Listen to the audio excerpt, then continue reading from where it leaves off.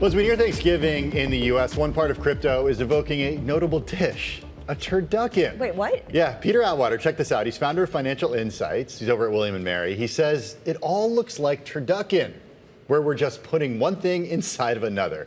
He's referring to SPACs, which are blank check firms latching onto crypto treasury companies. Bloomberg's Baily Lipschultz wrote this story. He joins us now. We're going to get to the turducken part of this. I love this. But just a reminder that SPACs, they were big in the sort of retail trading boom post-COVID, but they weren't new then. I was actually doing some research earlier this week on Jamba Juice, and Jamba Juice's IPO wasn't an IPO, it was a SPAC. This was like a thing in the early 2000s. Decades ago. Yeah. Or when SPACs fell out of favor back then because the money would sometimes go missing, and it wasn't really regulated by the SEC that the closely. money would go missing. A little bit of a concern Okay. if you're supposedly treating it as kind of a bank account that returns T-bills plus anything else. But we did see, to your point, we saw a boom in 2020, we saw a boom in 2021.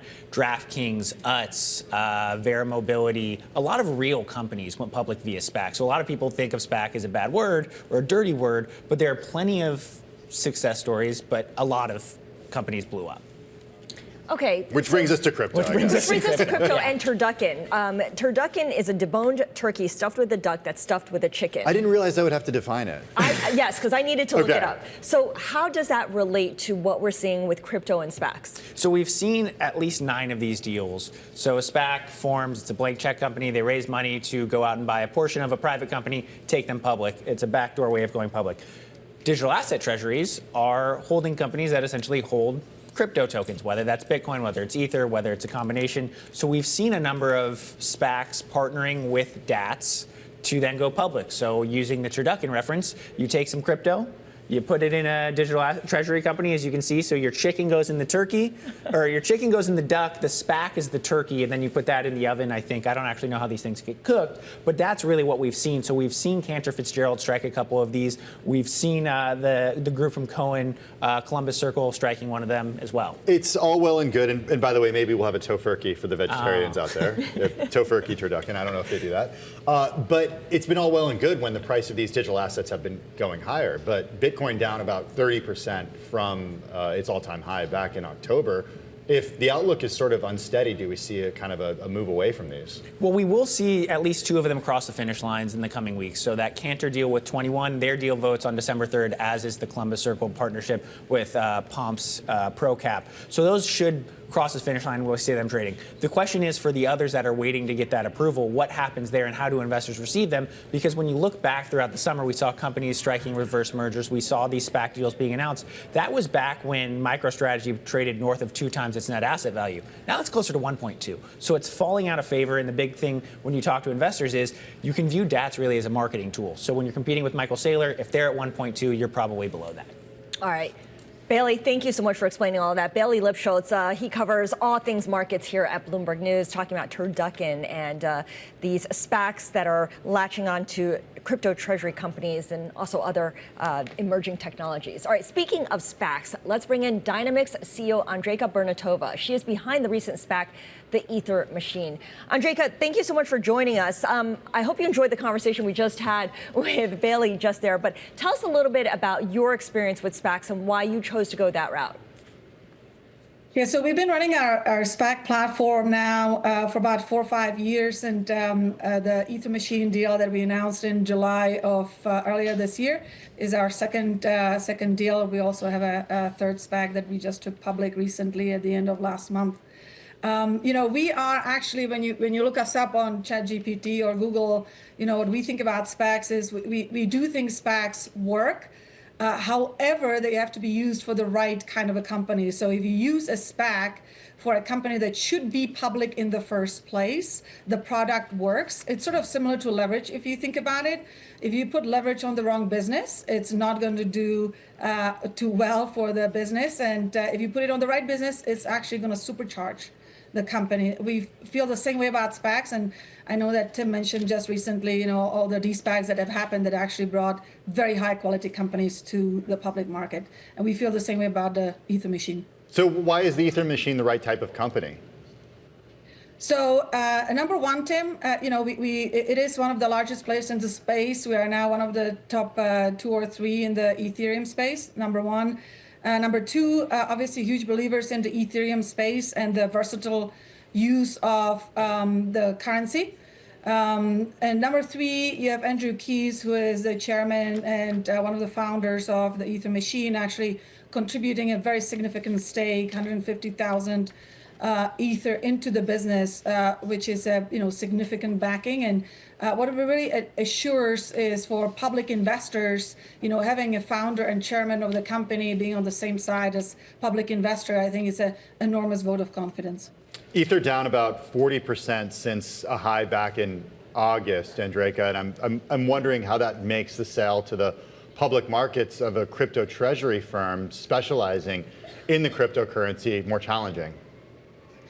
Tim, we come into the space from the energy space, so we're well versed in volatility of underlying commodities. Taking a step back, you really have to think about the long run for Ethereum. Number one, you're obviously, from a regulatory perspective, we have a lot of positive momentum coming out of the summer.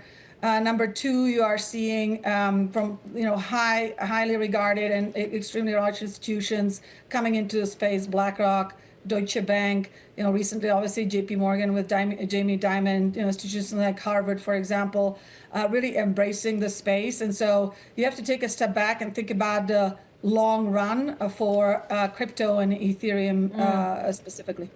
Yes, certainly the institutional investor interest is something that we've been tracking carefully as well. You talk a lot, too, about how Ethereum fits into a broader narrative about energy, providing energy. Can you just walk us through that quickly?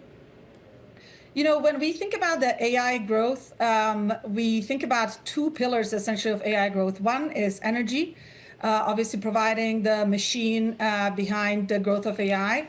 And the second pillar is trust level, which is where really Ethereum and crypto fall in. If you have one of those pillars that don't work or don't grow as rapidly, AI is going to be precluded from the rapid growth that we are anticipating over the next 5 years. Dynamix CEO Andrejka Bernatova. Thanks so much, Andrejka, for joining us. Appreciate it. I want to bring in Hyperion DeFi CEO Hyunsu Jung. His firm originally focused on medtech and in July pivoted to becoming a digital asset treasury for its Hype coin. Was that move right at the right time? We absolutely believe so. Why? Well, we took a company that had an operating business that wasn't very successful, and we developed an entirely new strategy and pivoted into DeFi monetization.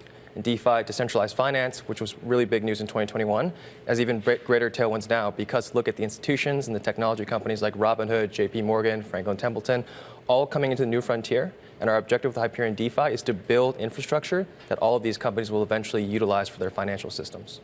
How concerning is the, not lack of interest, but the declines that we're seeing in digital asset treasury companies overall? They were having their moment over the summer, and since then it's kind of been fading. Michael Saylor's strategy, we've seen its MNAV decline and get closer to parity. It's not quite there yet, but it's certainly been an unwinding of these leveraged bets on a lot of these companies. Yeah, and it's totally understandable. I think over the summer there was a lot of euphoria and excitement about public companies raising a lot of capital to purchase digital assets. And I think that a lot of them purchased at a time when there was a lot of exuberance, and now there is a pullback, people are taking profits, and these companies are left with the question of how do we actually generate revenue? And the way that Hyperion DeFi has differentiated itself is that over the past 6 months, we've built 4 or 5 different revenue lines that are entirely generating revenue on chain. Shares down about 75% since July at this point. So you have to convince investors that there is still value in this. What's the message to them that you're seeing that they're not seeing right now? I would say that we're pretty much 5 or 6 months into this, right? And DeFi as an industry, as a sector, still has so much growth available. And we firmly believe that Hyperliquid, as the blockchain that supports all the financial systems, is generating the most revenue on-chain today. It's doing a 30% of on-chain blockchain revenue. And Hyperion DeFi, as an operating company building products directly on-chain, we are able to scale with the growth of Hyperliquid. And almost infinitely scalable businesses are where the most value can be created. What other kinds of companies, of the DATs that are out there, how are they able to do something similar to what you're doing? I mean, is it an easy pivot or something where they need to rebuild their structures completely? So that's where we really differentiate ourselves. So with Hyperliquid, there's a lot of productive use around the Hype token. And what it enables, for example, you need 500,000 Hype tokens to deploy non-crypto markets on the Hyperliquid platform, which originally started with just trading crypto assets. Through our partners, we've now deployed perpetuals for Tesla, Circle, and other assets like Coinbase. And users globally are able to trade these 24/7. So when you have a Q3 records report from NVIDIA, after market, you're able to get exposure to that upside without having to be trading on an existing platform. And so other platforms like Solana or Ethereum just don't have that infrastructure, nor does the token play such a critical role in establishing that kind of product or infrastructure base. The company made a huge pivot earlier this year. I mean, it's like completely different than what it was before. Is there a concern that investors might think that you might change your mind and change direction at some point in the near future? I think there's a lot of conviction in what we've done in the past 6 months. We've executed on everything that we've said in our initial roadmap. And in the 5 or 6 products that we've deployed, our vision for the end of 2026 is to double that number. So continue to build partnerships and establish products that expand the user and product base for Hyperliquid. And those financial flows turn into revenues, and 99% of the revenues generated on Hyperliquid are going back to purchase the Hype token. So that's another structural tailwind that just does not exist in other blockchain platforms. This is the crypto show. We haven't talked about really the price action of the crypto tokens overall. What's been your observation as you've seen Bitcoin and the other coins, the altcoins, really tumble from their October highs? I mean, we're, at least for Bitcoin, now underwater for the year. I would say to zoom out, right? Bitcoin was at $20,000 or so back in 2023 or 2022, and it's been on a really incredible run. I think also Mag 7, AI, there's just been incredible wealth creation, and it's totally understandable to see investors take some profits, but businesses keep building. And Hyperliquid, over the past 6 weeks, they've launched a network upgrade every week. And so we've been participating and very actively involved in how this directionally evolves. And I think that's where the opportunity really lies, is when everyone thinks that it's over, we really see that's just the beginning. The low of around $80,000 on November 21st, just a few days ago, was that, this is for Bitcoin specifically, is that the low this cycle? It's challenging to say. I think that, usually we've seen assets when they really pull back, will pull to a certain previous all-time highs, I think is a good number to reference. For us, we're building products that are not even tied to the performance of Bitcoin or even Hype, right? Non-crypto assets are generating revenues in dollars just based on pure financial activity on Hyperliquid. So Hyunsu, make the call for us, because we didn't have time to say this earlier in our show because of the breaking news, but Bitcoin's on track for its worst month going back to 2022. And that's when we were in the midst of a real crypto winter. Are we in? Yeah, exactly. Anytime we're talking about the price action, and we mentioned FTX in the fall of Sam Bankman-Fried, like that's not a good thing for the asset price. Are we in or entering another crypto winter?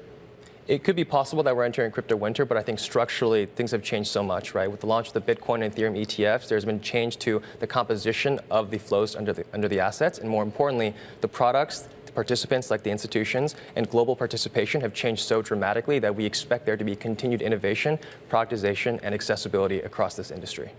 Hyunsu, really appreciate your joining us today. Hyunsu Jung is the CEO of Hyperion DeFi. Thank you so much.